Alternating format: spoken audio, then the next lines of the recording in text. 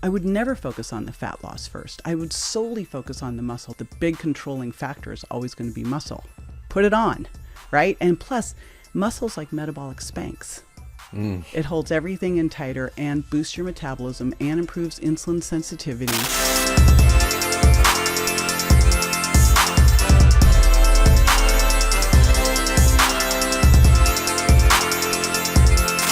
Right now, we've got tens of millions of people here in the United States that are focusing on weight loss. This has obviously been an issue in our society for the past few decades, but your research indicates that we're actually focusing on the wrong thing. When we're focused on weight loss, we're focused on the wrong thing, and this is why we're struggling with this issue. Let's talk Absolutely. about that. And here's what I'm excited about is, 20 years ago, I think I brought the bioimpedance scale to Dr. Phil when we were doing weight loss challenges and showed people, but I wasn't allowed to talk about body fat back then because they wanted to show this big weight loss. And if you focus on what that weight's made up of, then you might not see a big weight loss, but you might see a big body composition change, which is what's important. So what we're looking at right now is the wrong metric.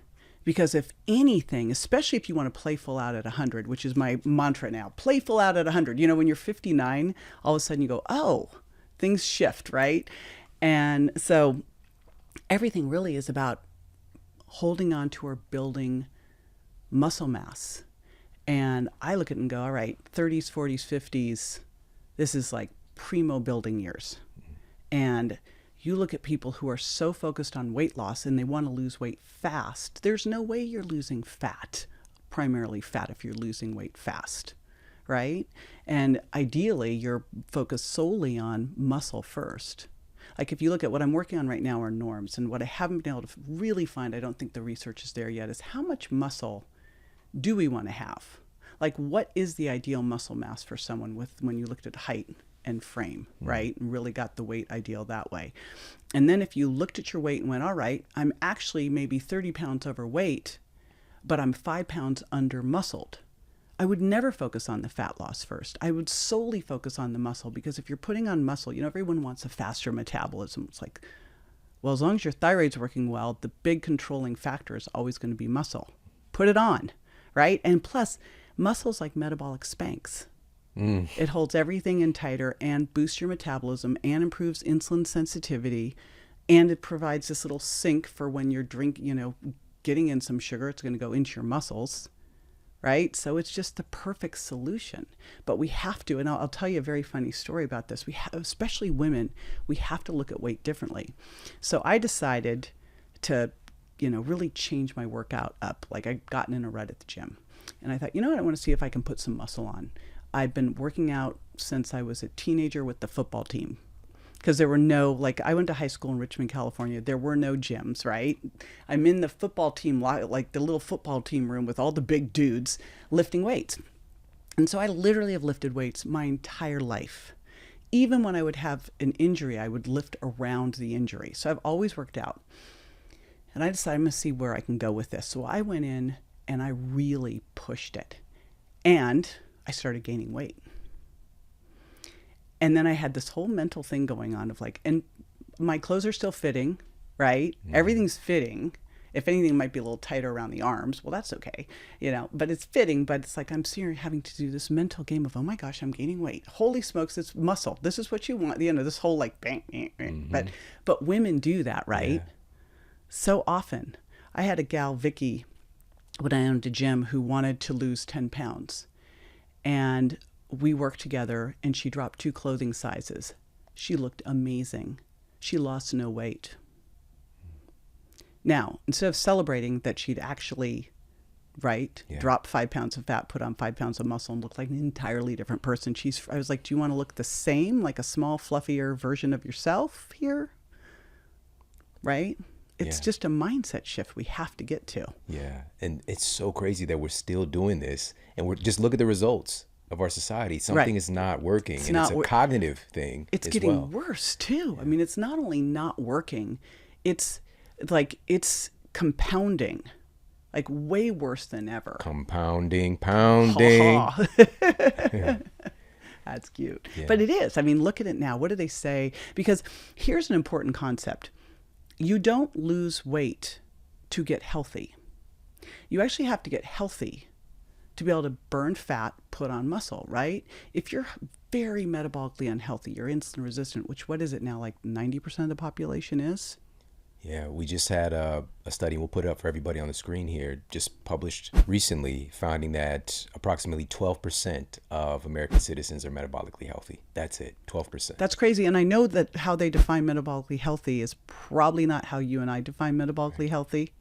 And then if you were going to combine that with looking at body composition, and, I'd assume their visceral adipose tissue would be good because that's such a key determinant. But, looking at the amount of muscle mass they have, et cetera, it's probably much lower than that.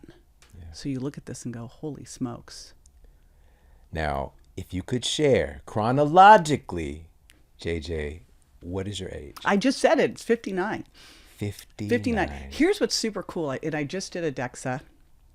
I took my husband and I to do a DEXA because I was watching him and I'm like, we're working with a functional medicine doc with him because he's 57. I went younger. But his hormones all started to drop, and you could start to see it. And you could see it in the DEXA scan, right? But I've literally done DEXAs and in-bodies and been tracking this for years. And I'm the same body fat that I was at 39. So 20 years later, same weight, same clothing size, same body composition. This is what's possible.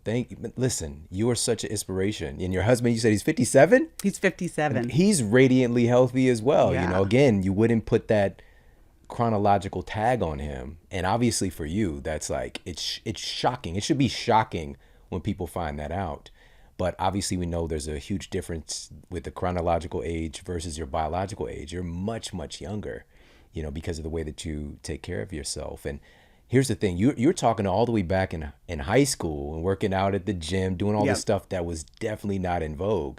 And it's just like you've always been ahead of the curve with so many of these things that become popularized today. And there's still a lot of work to be done, but you were pushing the envelope then. And I want to fast forward this because you mentioned earlier working with Dr. Phil and not really being able to even talk about lean mass or body fat percentage, more so because the focus, they're putting on blinders, so we just look at weight and weight loss.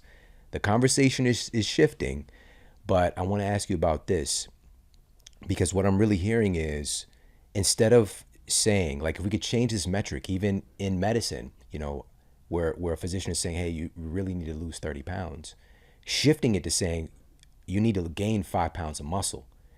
What are the things that is going to be entailed in gaining that 5 pounds of muscle so we can start to shift this? Because I would imagine it's going to help with the weight loss piece too, but what are some of the things we can do to add on that muscle? So first of all, like the doctor's office should have a DEXA or an in-body, like forget ever stepping on a regular scale again. That is like looking at total cholesterol. It is a meaningless number, right? I mean, if it's high, you're going to go, gee, we need to pull it apart. But you could have it be normal and be sarcopenically obese, not have enough muscle. So that's the first thing. So they have to be able to look at this. This has to be to me, it's one of the biggest changes we can make in metabolic health quickly, because it will take us out of this diet mentality that sets everybody up to fail, right? Even when I go on, I'm like, oh, I'm going to go on a diet. And then I get into this, like, I haven't done it for years, but you immediately start to think of all the stuff you can't have, and then you want to have it, right? Because that's just human nature. So we want to put on 5 pounds of muscle. Now, if someone is not working out at all, it's going to be so much easier to start, right? It's kind of like cleaning a really dirty window. It looks amazing and you just did a little bit. So there's an advantage to being out of shape because you're going to see big changes quickly, and you can do something called recomping where you can lose fat and put on muscle at the same time. But let's assume most people have been doing something and now they're coming in. First thing they need to do is make sure that their whole diets focus protein first. And it's going to help with blood sugar control. It's going to help with satiety. When you focus first on building your plate and building your day around protein and bumpering your breakfast and dinner around protein, you actually will start to get full and not overeat. We were just in Italy this summer and we went out to some restaurant to have steak Florentine, and it was like this it was like this big, right? And we eat this whole thing. I thought we're probably not gonna be able to eat for a couple days. I mean, we had to go take this like 3-hour walk afterwards because we were like, wanted to go curl up in a fetal position. But when you eat protein, you're full. And so the first thing is to sit down and go, okay, let's design your diet based on what you really want your ideal body weight to be. And if we could really do it, it would really be based on your muscle mass. But, to keep it simple, at least 0.8 grams per pound of ideal body weight, and then divide that over 3 meals. One of the challenges I think with intermittent fasting is you just simply can't get the protein you need in 2 meals. So, and I do believe we need to eat during the circadian rhythm. So I'm not a like lunch and dinner person. I think we need to eat earlier in the day. Probably 2 hours after waking is good. Cortisol's come up, melatonin's come back down, pancreas can work. But focusing on that, and then getting to the gym and start to focus on lifting heavy things. And people always say, how much weight should I lift? And I go, as much as you can in good form until you can't, and do it hard. And do big movements. Don't focus on little vanity movements like bicep curls and tricep extensions. I never do them. That would surprise the shit out of people because you got the cat. I know they're always like, ooh, you must do it. I go, no, I never do that. I do pull-ups, I do push-ups, I do bent over rows. I do big stuff that is going to require my whole body. So there's stability in there too, right? And, I might, if the end, if I want to throw a little bit in there, but usually I'm too tired. Yeah. That's so much muscle recruitment that you're doing, and that's, again, it's getting back to how our bodies are really designed, is a lot of things working together. Right. I love their, I'm trying to remember who said this. I think it might have been Paul Chek, of like our bodies weren't, bolted to the floor. So like do things standing up, do things that require balance. So cables, free weights, body weight, do those things. Yeah, I love it. This is a little too simple. The principles here are simple, but you just gave us a huge insight into what can make it difficult. And this is going to create a little bit of a conflict in our minds. And so I want to dig into this, which is we've got this intermittent fasting paradigm, which has a lot of valid science. And we've got this paradigm of needing to get in an allotment of protein so that we can actually shift our metabolic health. And of course, even Katie Wellness Mama, for example, great story. It took her years to really crack the code for her weight loss success, which for her was when she finally focused on adding in ample amounts of protein. It changed the game for her, right? So you gave a little insight into, hey, if you are intermittent fasting, you might not be able to hit that number that you're trying to hit. So we need to maybe mentally be flexible there in what we call an intermittent fasting window. Or look at the tools. So the great thing about protein, more thermic than carbs or fat, so requires more energy to be metabolized and digested, more satiating. I mean, this isn't going to work if you're hungry, right? But intermittent fasting, like I look at people and I go, do you need to build or burn? Because once you're at a certain level of fitness, which if you're coming in totally deconditioned, probably within 3 months, you're going to be past that recomping phase, maybe 6. And at that point, you're burning or building. And if you're really working on building, you're going to need the calories and you're going to need the space. I mean, sometimes I used to work with a lot of athletes and I'd have them do 4 meals a day to be able to get it in. Really focusing on beginning and end as the key ones. Because you can't just sit down and have 120 grams of protein at a meal. It's going to not be able to be used to fix things. It's going to have to be used for fuel. That's not what you want your protein for. You want it for repair and rebuilding. So, but intermittent fasting is amazing. So what's your goal? Is your goal, we've got to get you quickly, if you've got really screwy blood sugar and you just are super overweight, so you need to lose both muscle and fat. And I say more muscle, the lean body mass that supports the fat, because you're going to have some of that, then you might want to do some intermittent fasting. Or if you've got cancer or other things going on. So it's like, these are all tools. Use the tool for whatever you're working on. But if you're coming in and you need to put on 5 to 10 pounds of muscle, and that's your first focus, time restricted feeding is important. I think we need to distinguish between intermittent fasting and time restricted feeding. I think everyone should be eating within a 10-hour window at the most. Like, you got to stop eating 3 to 4 hours before bed. You should not be trying to go to bed if you've just eaten, because you're now going to have a problem, because now you've got melatonin coming up. Your pancreas is not going to be able to pump out the insulin. You're going to have blood sugar issues, and you're going to notice them in the morning too, right? We've all done it, so we know it. Like, I remember I did it one night. My Oura ring the next morning's like, looks like you ate late last night. I go, okay, this is weird. Are you like spying on me? But if you look at it and go, I'm pushing to eat 2 hours after I wake up in the morning. I'm stopping eating 3 to 4 hours before bed. You got a 10-hour window right there at least. And so you can get 3 meals in and not snack. Holy smokes. This actually reminds me of this study, and this is published in the journal Obesity. And they stated that employing intermittent fasting is like flipping a, quote, metabolic switch. And it's just 12 hours, a 12-hour, not even 10-hour, 12-hour window, we get these metabolic benefits. So it's not just saying one or the other per se. I love this, that you're bringing this up. It's not just this label, this blanket statement of an intermittent fast, but time restricted feeding and getting that ample amount of protein into that window, not shortening it so small that you're not hitting your goals. Right. Well, and I don't know if you've seen the latest that Dr. Sachin Panda was talking about, where he said that in all of his research using that circadian app that he has, he says 10%, less than 10% of the population eats within a 12-hour window, meaning that 90% or more of the population is eating for more than 12 hours. 15 plus. Like, are you kidding? That means that you wake up in the morning and you're probably eating you're snacking. Mm-hmm. And I still remember when the snacking thing happened. I remember this was remember when the whole fat-free craze happened? Yeah. Because I was teaching aerobics in LA at the time when the whole fat-free craze happened, and we were eating carbs all day long because we were starving. And so you had to graze and snack, and everyone was teaching you to graze, and you were grazing on fat-free things, and it was ridiculous. And I was so hypoglycemic at the time that I remember I would get shaky. I mean, I was working out hours each day, and I was just a metabolic train wreck. I mean, one of the single easiest things, like when you look at it, if you first start and you eat protein and you make 30 grams your minimum amount you're going to get at that meal, like always hit 30 grams, that's your minimum. And then you make sure you get some non-starchy vegetables in there. And you start with those two with great blood sugar balance. You're going to get healthy fats in the protein.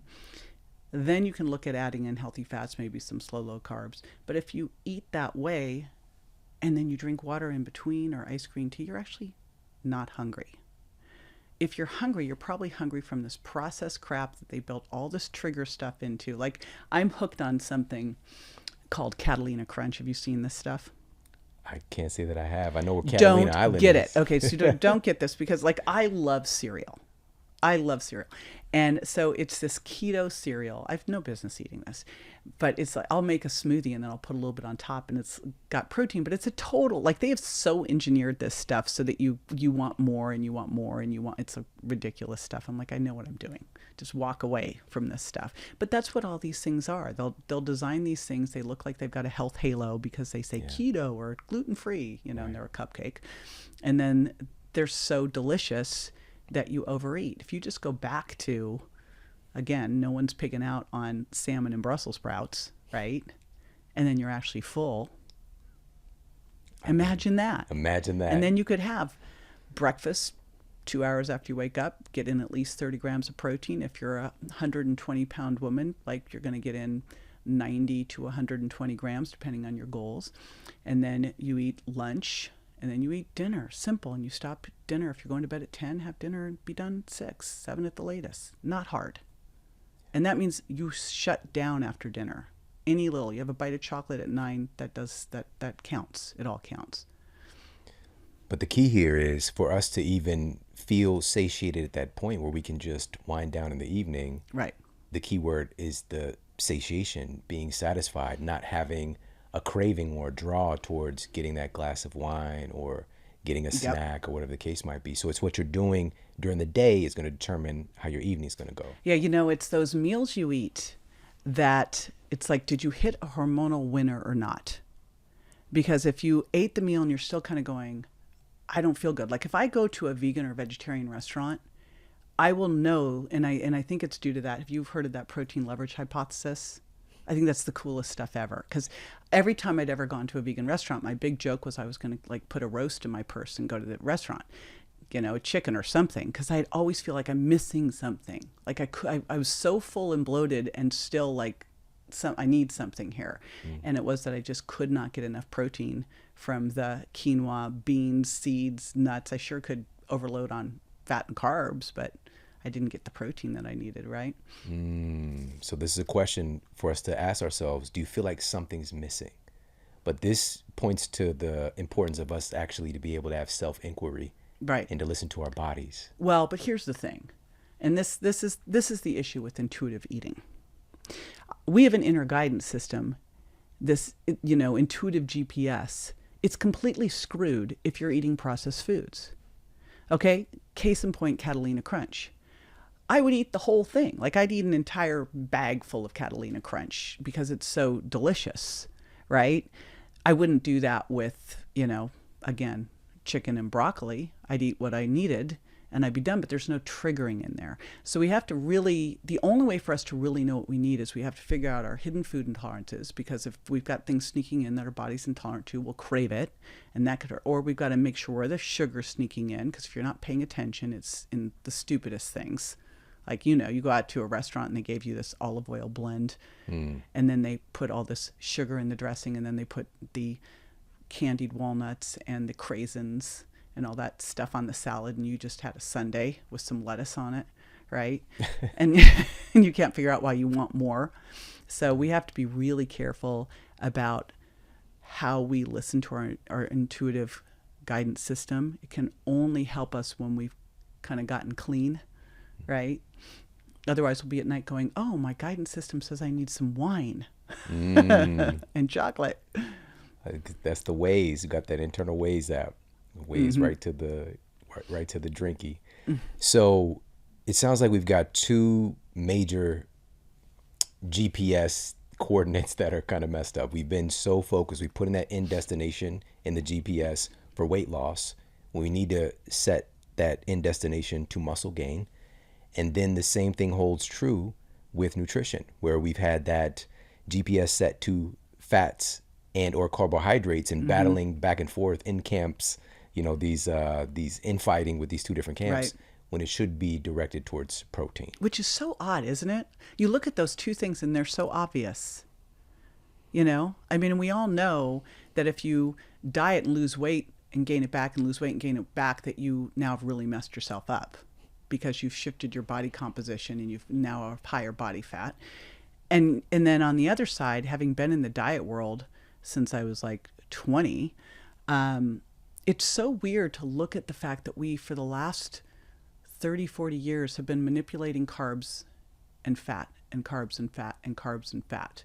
And then we'll also do percentages. Oh, it should be 30, 40, 30. No, it should not be a percentage. There's an absolute on protein. There's no percentage there. And I also don't believe in a percentage on non-starchy vegetables. I think that's a non-negotiable of like, you need at least 5. And I'm not afraid of vegetables. I know that it's so funny when the whole plant controversy came out. I go, now we're afraid of vegetables too. Great. Do not fear the broccoli. They're their friend. Do not fear the broccoli. That's a tweetable. That's a tweetable. Well, I want to ask you about this as well, because you even have this insight about the order in which we're eating our foods can make a difference with our metabolic health. Let's talk about that. Yeah. And this is what's so great about wearing these continuous glucose monitors, which, by the way, I got totally attacked on social media for wearing a continuous glucose monitor, which I just was like, this is funny. Apparently there's a worldwide shortage of CGMs. There's not. And I was taking them away from people who are dying. I go, A, there's no shortage, so that's a whole different world. So, and B, when you really look at what's going on here, our health crisis is a health crisis of blood sugar and insulin sensitivity. It is a crisis. If we can have people see in real time what's going on, it will change everything, right? So if you're wearing a CGM and you can see in real time, boy, if I start the meal and I sit down at the table and they bring the bread basket over and I have the bread and the olive oil and I just have that for about, and then maybe a glass of wine. And that's the first 30 minutes. And then I get my salad, and then I get my entree. Well, you've already hijacked your blood sugar. But if you, instead of doing that, sat down, and you could either have vegetables or you can have protein. I'd argue that I really like to have protein first, but sometimes at a restaurant, you can't say, bring me my chicken, if you're in Italy, it works out great, but otherwise can be challenging. When you eat the protein first, remember, this is way more thermic, it's way more satiating. And again, we know that we eat something and we don't immediately feel satiated. It takes a little time. So now you've got a little time. If you make it your process to go protein, non-starchy vegetables, that should take you, because we're actually going to chew instead of just guzzle it down. I'll tell you, Shawn, being a trainer for years and having to run from client to client to client, I was the best fast eater on the planet. I could have entered contests of how fast I could eat. This has been such a thing to control myself, to not eat too fast and to be the last one to finish. I still struggle. But if you can do that, you'll have so much better blood sugar control and satiety that you may not even eat the rest of the plate, right? Yeah. Because you don't need it.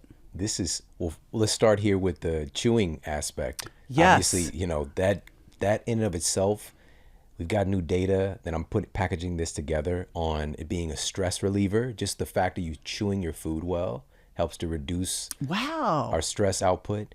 And also, obviously, it's going to improve assimilation. You're really mixing it with your DNA and RNA in your saliva, encoding it, and the breakdown products, the amylase that you're releasing, the ability to break down those proteins, all of it starts in the mouth. That's the first part of the digestion. The digestion actually even starts before you even eat. Right. With your mouth is going to be salivating. I remember reading a study. They'd done a study where they had people instructed to chew 40 times each bite. And they're like, and these people lost weight. I'm like, well, that's because they couldn't even get through. By the time they finished their meal, it was time to go to bed. Come on, 40 times per bite. It's a little ridiculous. But, it's one that I look at all the time because I'm very aware. I'm like, shoot, I'm the first one finished. Yeah. Just set that fork down. Put the fork down. What the fork, JJ? Put the fork down. Oh, my gosh. My wife, if she was able to jump in this conversation, she would tell me, she'd tell everybody it's a bit of a problem eating with me because I always take a long time. Good. She would have to schedule things around Shawn having enough time to finish.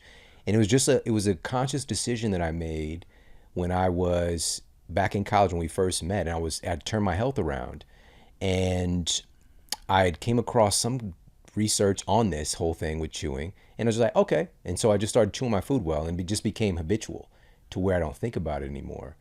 And so before I know it, everybody's done at the table, and my friends know this too. Cynthia, who we hang out with all the time, is same thing. Everybody will be done, and I'm going to watch this tomorrow night. As a matter of fact, and also everybody will be talking, and so I'm usually quiet. And this is just in case anybody notices this. If any of my friends are listening, I'm usually not talking that much during dinner. I'm listening and I'm chewing because I know I'm going to take a long ass time. So are you 40 chews? I'm not counting the chews. We need a chewing app. How would you even? Each time you took a bite, you'd have to, you know how they had the whole thing with COVID of wash your hands for an hour. And you know how they have the singing. I never really understood the singing while you brush your teeth because I was like, how do you sing and brush your teeth? But that one you're supposed to hum happy birthday. Well, there's many ways, obviously. We could do anything right now, to be able to test and track. But for me, it's just breaking the food down to a place where it's, of assistance to the rest of my digestion. Mm-hmm. That's pretty much it. And so that's one piece of this, but also the order in which you eat the foods that you talked about. If you think about the term, the appetizer, the bread's coming out, it's also a stimulator, right? It's going to kind of set in place the template to desire more food, potentially. Yeah. Right? And again, it's already setting in place disruption with your blood sugar. And then you're going to try and come in on the back end and get some protein in. And I'm just going to toss this over to you.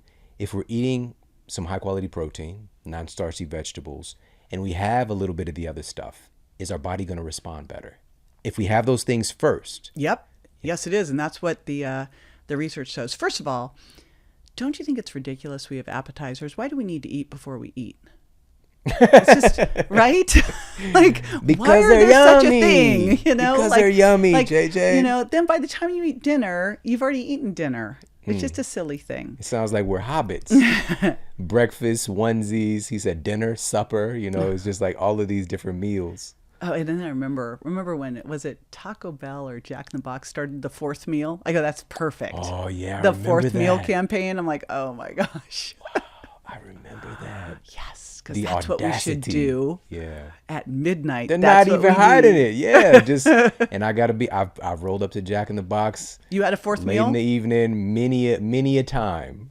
All right. We called it Jack in the Crack in St. Louis. It was our first thing in Richmond, California. We had a Jack in the Box. We all used to do that in high school. Go and yell at Jack. Terrible high school students. Yeah. That was our Jack in the big Crack. night out. We'll go yell at Jack. Oh my Order a bunch of gosh. fries. If you even think about even the audacity of Jack in the Box, a Jack in the Box itself is like supposed to be a gift, but then it scares the shit out of the person who opens it, who runs it through its process, and as accordingly, they're scaring the shit out of people's digestive So system. so as yes, you will have a lower blood sugar response to the other stuff if you eat this way, but actually, you'll probably be more like a kid who gets full. I think one of the most interesting things, when you have children, you go, wow, they get full and they stop eating. And so you start with protein, non-starchy vegetables, some fat in the protein, you probably get full. But if you don't, your blood sugar is already more balanced. So you're in better shape. Plus you've got more muscle mass. So your muscles are saying, hey, I'll take that sugar and I'll put it in my muscles instead of going and make my liver fattier. Another epidemic, fatty livers. Yeah. So there's an integration point, because still, even these things that you're sharing, they're so simple, but we're not doing them. And so it's a cognitive thing, right? So we've got our mindset, we've got our perspective, but that in of itself, our metabolism is deeply integrated with our nervous system, right? So our endocrine system and our nervous system.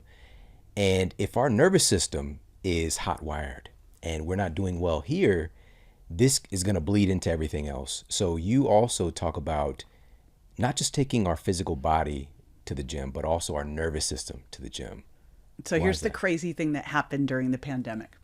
So pandemic hits, and that's a little stressful, but not really. My kids were there and we're all fine.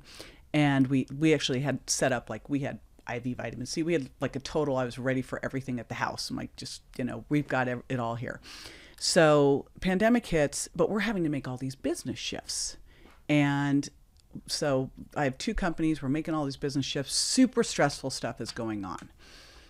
And I notice I get on the scale, because I believe you should get on the scale every single day. It's a biometric tool giving you really important information. I get on the scale, my weight's up 5 pounds. This is basically in a day. And I go, God, what did I eat that I was intolerant to that made that happen? Next day it goes up another pound. Next day it goes up another pound. And I'm like, holy smokes.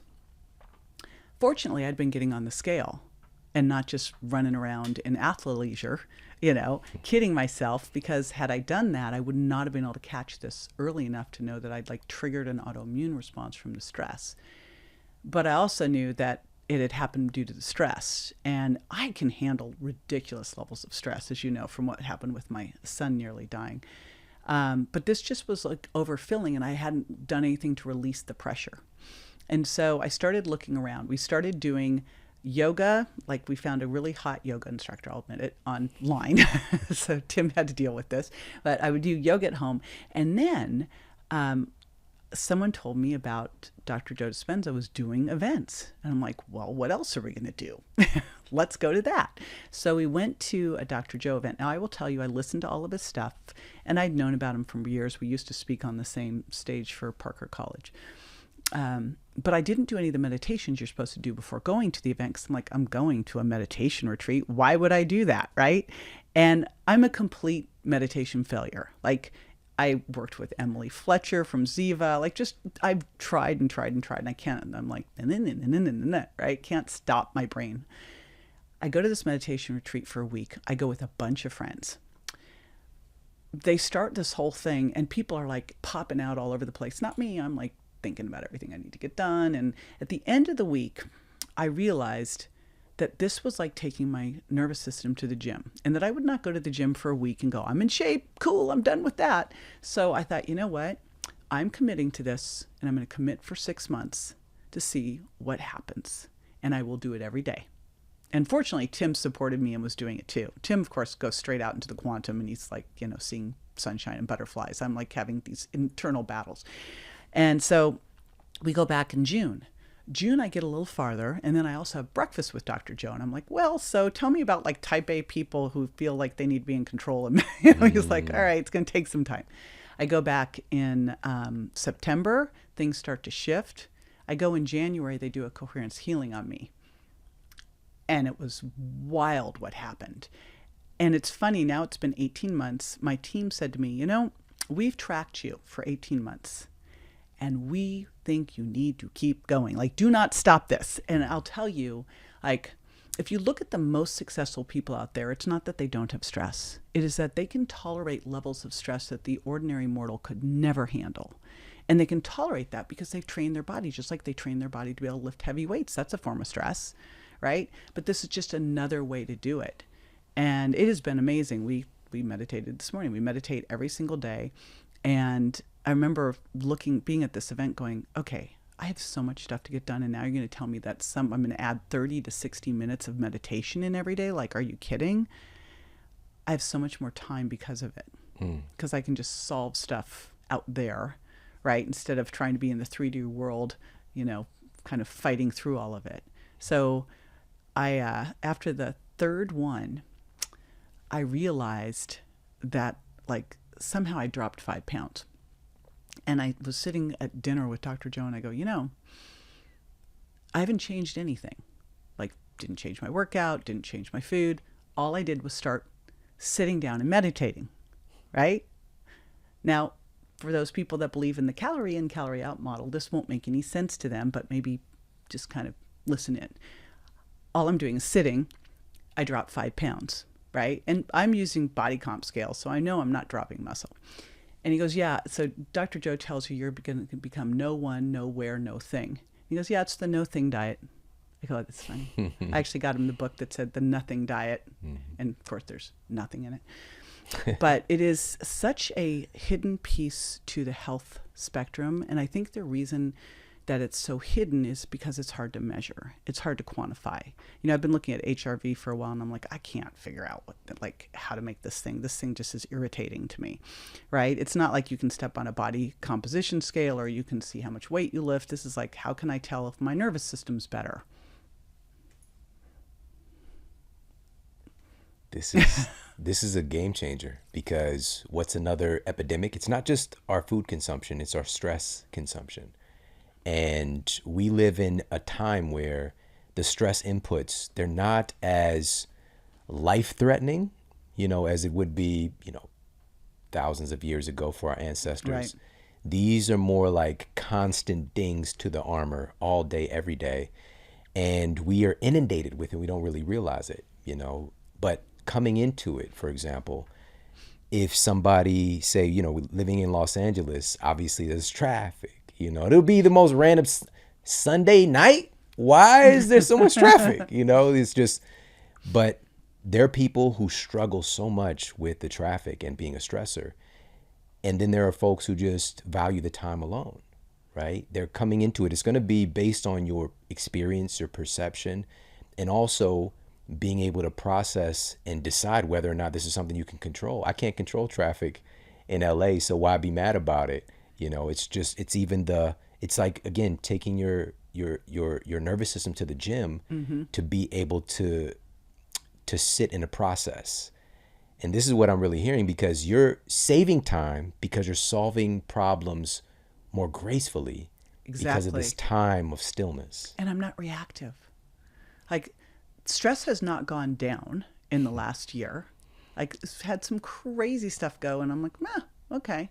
Like, it's not phasing me. And I thought I'd gotten to a pretty high level of stress tolerance, but I think I still was internalizing a lot of it. Like when you go to one of his retreats, you'll see these people. And it's funny, the first retreat in, people are like, they'll scream or they'll shake. And I'm like, look at that. Like, I'm not going to do that. And by the end of the one, you're like, how do I get to do that? Because you realize that they're just shaking off all this trauma and all this stored stress. And they're like, whew, I feel so much better. Just like an animal will just shake it off and then just keep going. And so it is how you can shake it off and just be able to handle bigger things. It's not like stress is going away. I mean, that's why I've always had an issue with stress management. I go, that's just stupid. It's really improving your stress tolerance to get super resilient.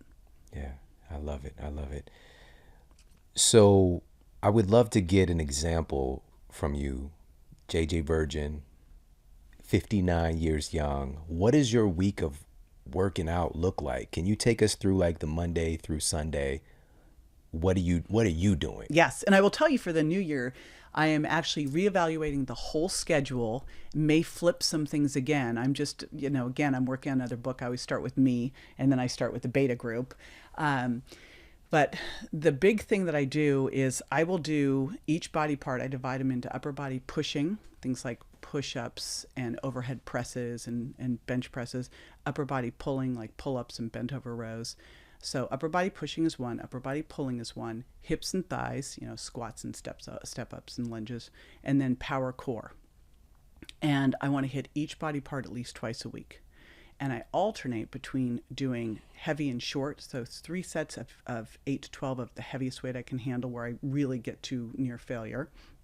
And I do about a 60-second or so, 90-second rest break in between, sometimes up to 2 minutes.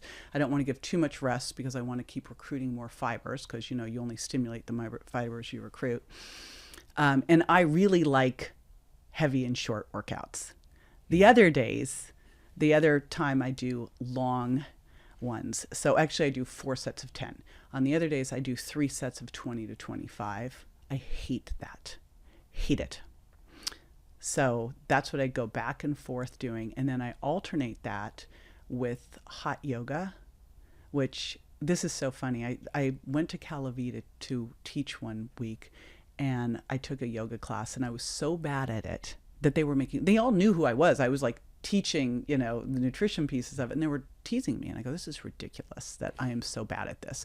And so I just decided this was going to be my thing I was going to take on. And luckily I got Tim to do it with me. And we started going to LA Fitness in Tampa, which was fantastic because everybody there was 20 years older than us, and there were a lot of men. If you want to feel good at yoga, go to a yoga class that has like old and flexible men. You're like, I'm a rock star. Then we came back to Encinitas for the summer, and Encinitas is like the yoga capital. And I just found a class that was nearby at the right time and didn't pay any attention to what I was going to, and bring Tim in, and we walk in, and the room's like 120 degrees. And I'm looking at him like, we got to get out of here. And he goes, no, we're staying. I'm like, we're out. We're staying. We're out. We're staying. And we didn't have towels. We didn't have water, because we were used to our easy yoga that we thought we're yogis, right? So we do this class. We are like sliding, we come out of that. I mean, my hair is sopping wet, and we go, this is what we have to do. So we now do that twice a week. One of the days we go to a sound bowls and meditation class too, which is like super cool. And then we walk after dinner. And we do, I'll do a HIIT and then some zone 2 3 times a week. That is my basic routine. I'm going to mix it up a little bit. We've also got a cold plunge at home. Mm-hmm. I just found out, though, I've been sitting in it for 10 minutes at 50 degrees. And I just had someone over, and they're like, it's 40 degrees for 4 minutes. And I'm like, damn. Listen, yeah, damn. Even with that, this can be the different types of workouts as well. That sounds like my mother-in-law, because we had it set at 50, and I would still, sometimes maybe I'd do 5 minutes in there. And I came home from the studio one day, and she was like, oh yeah, I just did 12 minutes. And I'm just like, who are you? Why would you do that? But it's another stress exposure. And that's another thing that's going to build up your stress resilience. Yeah. So now we're working on our sauna cold plunge. We're doing that. So I'm actually retweaking our whole schedule so that we can start to play around with things, because it's very interesting living on the East Coast. It's actually so much easier, because when you live on the West Coast, you wake up and you're behind. On the East Coast, I have this leisurely morning. Like I don't start till 11. All right. You're just no shaming. Woo! We're not Sorry. shaming. However, we're not time shaming. But however, like what I've just learned, I'm like, oh shoot. Because now it's like, well, your workout should be in the afternoon, which is when I used to do them on the West Coast. So now I'm kind of rethinking things. So we'll see. Yeah. But I'm not moving back here. I love this about you too, your willingness to experiment, and just to be open. And also you dial in, you find things that work and you keep doing them. And so for clarification, so you're doing that body part split that you mentioned where we got the presses one day. So maybe that might be Monday. So I do some days, like most of the time I'll do push and pull one day, hips and thighs and abs the next day. But sometimes I'll do all 4 in a day. Mm-hmm. And then I'll just do like 3 to 4 of each exercise. So it just depends. Like generally we'll go to the gym 4 days a week, and then I'll throw in my high intensity interval training with some zone 2 and the yoga. I really need more time to work out. That's one of the things I was like, I want more workout time into my schedule. But I'm thinking I'll probably work it to just going to the gym twice a week right now, because I'm like my muscle, that's not my priority now. Now I want to really push the HIIT and zone 2 for a bit. All right, so. Let's break this down. All right, so let's go Here's through an the example. thing. So let's You start wanna with do the at Monday. least- We're Okay. doing a push pull. So Monday Tuesday push-pull. we'll do the core and hips. So hips and thighs and power core. So Monday push pull, and later on in the day some cardio and HIIT. Mm-hmm. Tuesday hips and thighs power core. Wednesday hot yoga, and quite often I will also do my HIIT and zone 2. Thursday again is the push pull, and then Friday hips and thighs and power core. Saturday cardio, HIIT. Sunday is our big hot yoga long class, and sometimes we'll go paddle boarding because we live right on the water. Wow. So essentially you're doing some activity every day. Activity every day, and then we'll also walk.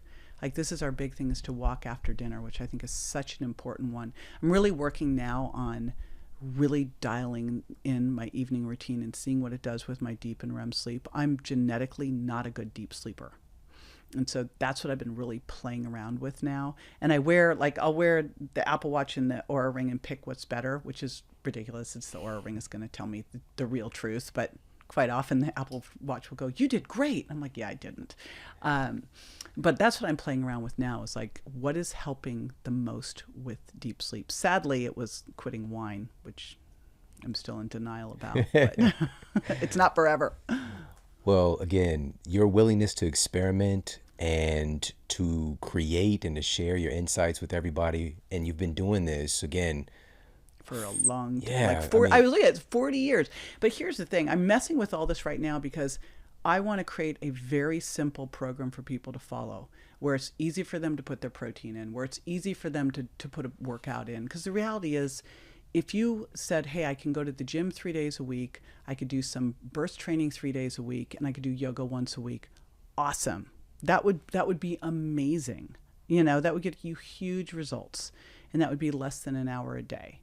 But I think I think we have a big fat lie out there about that, you can do it all with diet alone. I mean, I don't know if you looked at that research with the guy who was doing the MRIs that found that people who tried to maintain their weight by diet alone were sarcopenically obese. So, exercise, if you looked at the most potent things you can do for your health, like, especially since I've got a son with a brain injury, exercise is like ridiculous what it does. Ridiculous. So it's got to be, you cannot not exercise. You have to find time. You tell me you don't have time, you just get off social media and exercise instead. There you go, right? I mean, make time. Yeah, absolutely. You deserve it. Yeah, and your genes expect it from you, really. Yeah, I mean, we're meant to move. Yeah. Hey, if you like this video, make sure to check out this video right here. I'm now 64. I quit running competitively when I was 30, and I shifted away from endurance and more toward speed and strength. But I was able to make that transition to the point where now I feel pretty competent as a strong, lean guy who performs pretty well in the gym, but also I sprint. I play ultimate frisbee with 20-somethings, and I can keep up with